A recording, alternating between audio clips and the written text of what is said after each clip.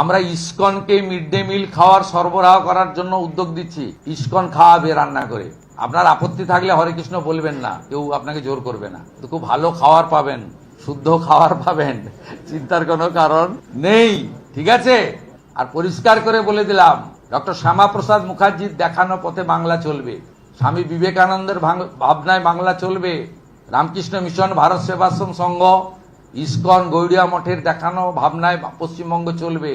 এই সংস্কৃতি থেকে আমাদের বিচ্যুতি ঘটবে না। আমরা ভারত সেবাশ্রম, রামকৃষ্ণ মিশনের সব শিক্ষা স্বাস্থ্য প্রতিষ্ঠানে কর্পাস ফান্ড দেওয়ার সিদ্ধান্ত গ্রহণ করেছি। আমরা ইসকনকে মিড ডে মিল খাওয়ার সরবরাহ করার জন্য উদ্যোগ দিচ্ছি। পাইলট প্রজেক্ট হিসেবে পুরো কলকাতাকে দিয়ে দেওয়া হচ্ছে। ইসকন খাওয়াবে রান্না করে। আপনার আপত্তি থাকলে হরে কৃষ্ণ বলবেন না, কেউ আপনাকে জোর করবে না। তো খুব ভালো খাবার পাবেন, শুদ্ধ খাবার পাবেন, চিন্তার কোনো কারণ নেই। তো বন্ধুরা, এই মাননীয় মুখ্যমন্ত্রীকে কিছু কিছু লোক কত আজে বাজে কমেন্ট করছে, তোমরা আমার পোস্টে গেলেই দেখতে পারবে। তো কিছু বলার নেই, বুঝেছো? যে মানুষটা যে কি করছে, সত্যি মানে ওনার পাদ চরণে আমার শতকোটি প্রণাম। যে আজকে আমাদের বাচ্চাদের মিড ডে মিলেরটাও ইসকনের হাতে দিয়েছে।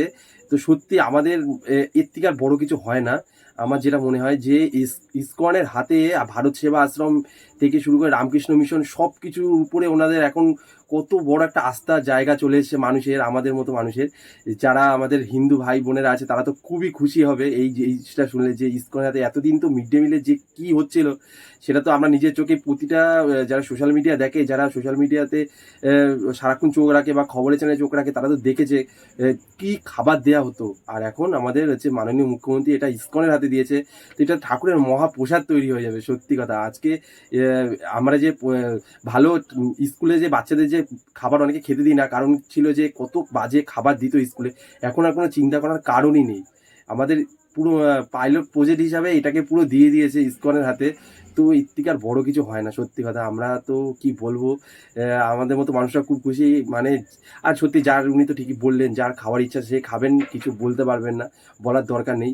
সত্যি কথাই, খাবে না কেন? না খাওয়া তো কোনো কিছু না, ভালো জিনিস পেলে সবাই খাবে।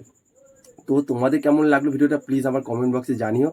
তো আর তো কিছু বলার নেই, যে আমাদের পশ্চিমবাংলার কি যে উন্নতি হচ্ছে, তো দিন দিন চোখের সামনে দেখে যাচ্ছি। এই কদিনে এত কিছু যাই না, দীর্ঘদিন আমাদের এই সরকার তো থাকবে, দীর্ঘদিনে আরও যে কত কিছু দেখতে পাবো চোখের সামনে, এর থেকে আর বড় কিছু হয় না। তো চলো, ভিডিওটা কেমন লাগলো প্লিজ আমাকে কমেন্টে জানিও।